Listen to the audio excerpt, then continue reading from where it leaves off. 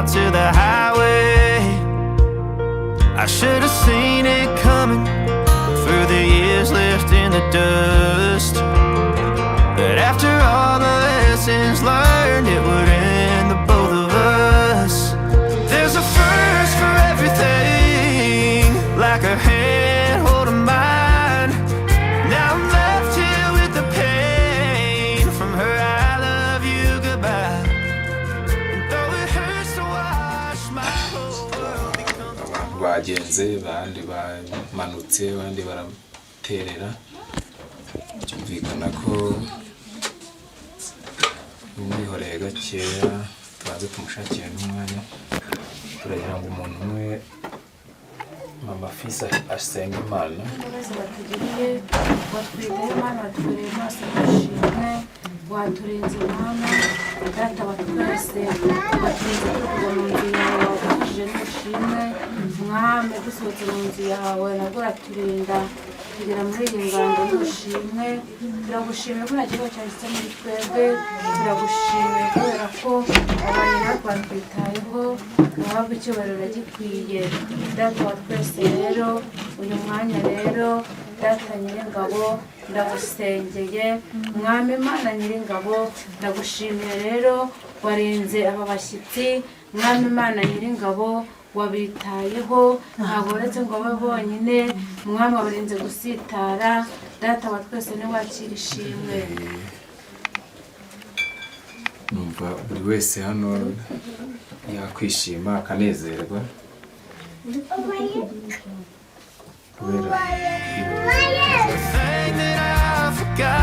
would set her free. I taught her how to leave.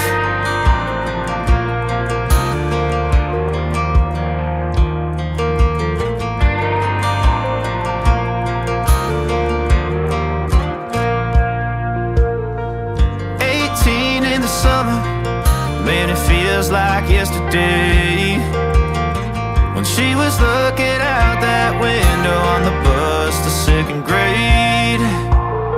The first step she'd ever take, the first cut from a heartbreak.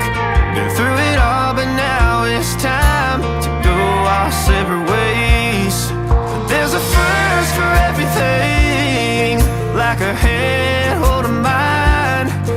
Now I'm left here with the pain from her I love you goodbye. And though it hurts to watch my whole world become the woman she would be, the thing that I forgot would set her free. I taught her kugira ngo wenda tumuha ijambo nako rinini atuvugisheho gatoya, ubundi umwanya n'uwe.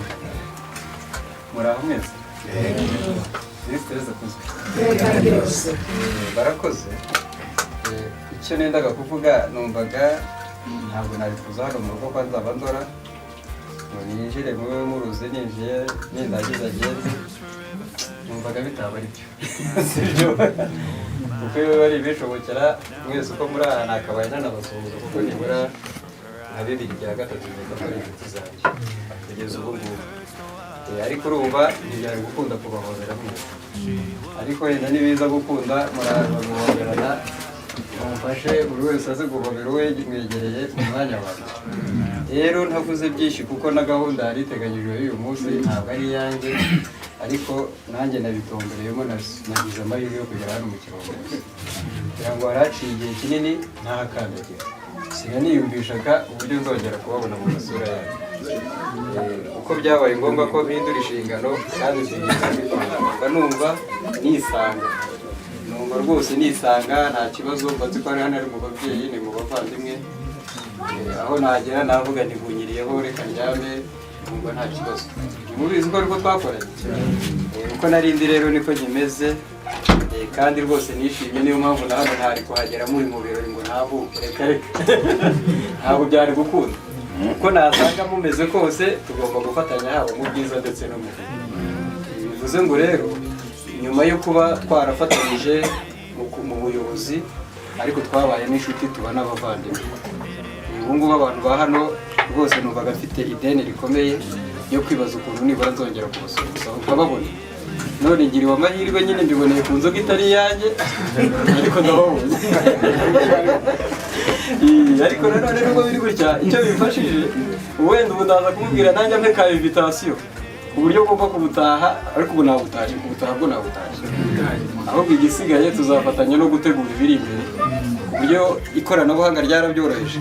Uyu mugabo iyo amaze gufata amafoto yashatse ahita ashyira ku rubuga, twese tukabireba niyo waba uri mu Burayi.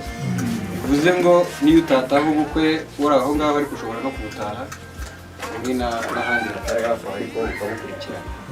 Ndumva rero mbijeje ubufatanye, kandi rwose numvaga iri jambo ntari kugenda nk'abasuhuje mwese uko mungana, nta rindi ndenzaho, kandi ndishimye, ndaranishimye uburyo twabanye, uburyo twakoranye. Si kenshi umuntu akunda kuyobora ahantu wahave nahava yumve afite confidence zo kuhagaruka. Hari igihe hari uba ufitiye akadeni k'ijana cyangwa nawe hari ukagufitiye ibintu nk'ibyo, ariko nkeka ko hano twe bitigeze biturana. Ndumva rero mwebwe Yesu yatumye inuma 12 mwebwe murenze 12, mugende musuhurize n'abandi bandi bose ntabonanye nabo, mubwire uti barabasuhuza. Ubu ntabwo nkiri gitifu w'akagari, ndi umukozi w'umurenge ushinzwe guhuza ibikorwa by'abakozi ku murenge. Inaha muri Nyamasheke ntibirahagera, ariko mu ntara y'Amajyaruguru bo barahari, ariko na hano bizagenda bihagera, amavugurura ateganijwe. Rero mwumvaga rwose mbakumbuye mwese, niyo mpamvu navuze ni sinagenda nabona ngiye ntimuze kuvuga ati ese ko dusize mu birori. Muze kumenya ati kubera gahunda nyinshi mfite, ariko ndabazirikana kandi turacyari kumwe. Uko mbonye akanya nzajya simbuka, hari n'abandi bajya tujya duhurira hirya za Kigali hirya no hino. Iyo duhuye niduhuza mfata ukuboko kugira ibyo byawe byose. Urakoze, Imana umugisha. Tudatinze rero turi kugira ngo runo rugo rufite umusaza mukuru urukuriye, yitwa Nzabandora Emmanuel. Ntabwo twakomeza kumunigana ijambo kandi ahari yatuganiriza gakeya, ubundi gahunda zigakomeza. Murakoze umuryango mugari uteraniye hano, ndabashimiye. Ijambo n'ibyo gushima, igitumye mbashimira ni uko ndi kubona ari byiza, ese nigirira icyizere burya cy'uko nshyigikiwe. Uyu munsi rero gahunda dufite muri uru rugo, havutsemo umwana witwa Niyobuhungiro Elisa, aravuka, arakura, arabatizwa, igihe kiragera ajya no mu kazi, igihe kiragera akina no kuva ku rugo. Uyu munsi rero umuryango uteraniye hano, Buhungiro yaje kubereka umukazana ariko tuzanya nk'umuntu. Nyabuhungiro nimba ari hafi yegera hano muri salo, nabo bakecuru bari hirya aho ngaho baze bahagarare hano, Buhungiro ahaguruke n'umukazana bazana yatuzaniye, mumwakire. Ijambo ryanjye ni ibyo ngibyo. Aba bakecuru nibegera hino.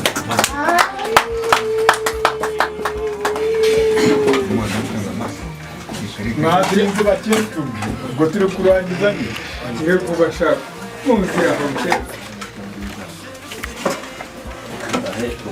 abakecuru nibatambuke bakira umukazana.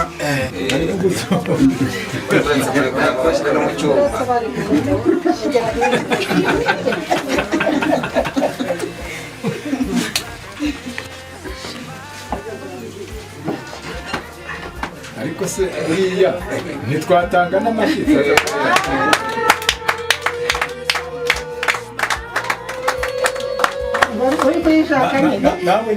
nabikoze icyo ni sawa byabaye abo gusuza n'umukazana. Okay, sava. Barakoze kutwibutsa impamvu twari duteranye, kandi namwe murakoze gutanga amashyi n'impundu n'ibyishimo no guseka n'iryinyo. Ni byiza, uriya muzaza avuze ijambo rikomeye avuga ngo ibijya gushya birashyuha, kandi koko nibyo, ubu byashyushye bigiye gushya.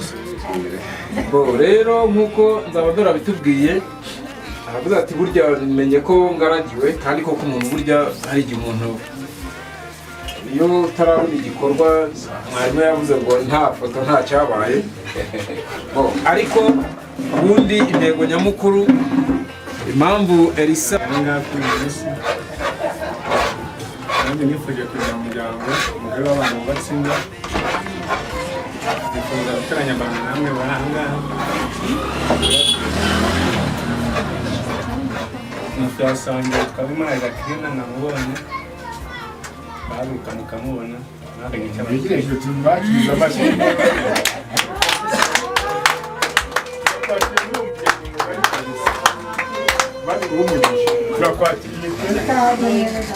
Murakoze nanjye mbanza kubasuhuza Nabikirije pe. ndetse nkomeje no kubashimira ko ari mwe mwateguye iki kirori natwe tukabasha gukira. Ndagira ngo mbanze mbereke abantu twazanye kuko ntabwo naje njyenyine. Njya kuza narebye hirya no hino mbona burya ntabwo nkwiye kugenda njyenyine. Uyu ni muramukazi wanjye nahagurutse.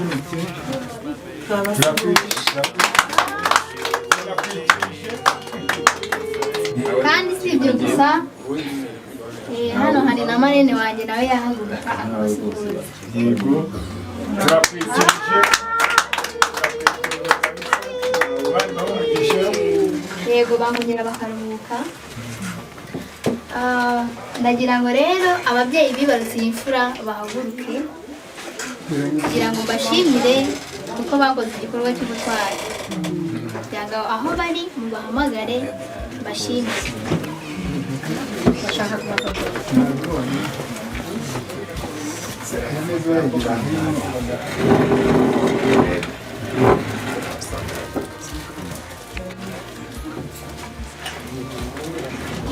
Komeza uze. Kugira ngo naza kwegera hino mubanze mushimire.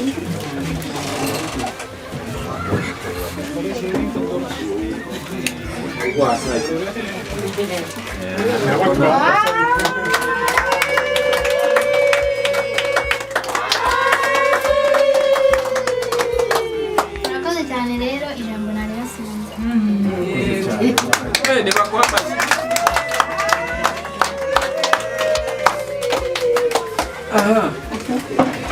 Barakoze nabonye ko tubonye umukazana usobanutse asobanutse pe ni ukuri ni byiza kera ngo